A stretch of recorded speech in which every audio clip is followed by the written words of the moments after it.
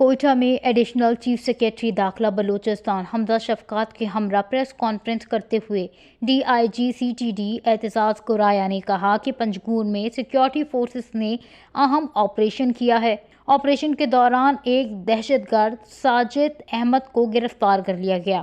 D I G C T D کا کہنا تھا کہ دہشت گرد ساجد پنجگور سے تربت کی طرف بھاری مقدار میں اسلحہ منتقل کر رہا تھا۔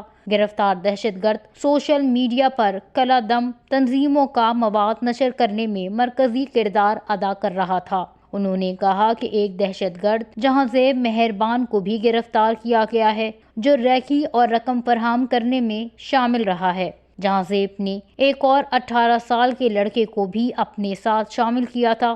ساجد احمد یونیورسٹی آف تربت میں پڑھتا رہا ہے۔ ساجد کی بھابھی بھی بی وائی سی کی کارروائیوں میں ملوث تھی۔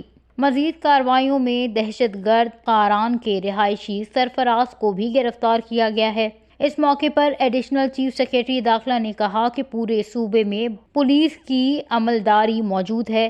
ہر ضلع میں دہشت گردی کے خاتمے کے لیے ادارے کی شاخیں بنائی جا رہی ہیں۔ ان کا مزید کہنا تھا کہ گزشتہ 3 ماہ میں دہشت گردی کے واقعات میں نمایاں کمی آئی ہے۔ وش نیوز، کوئٹہ، بلوچستان۔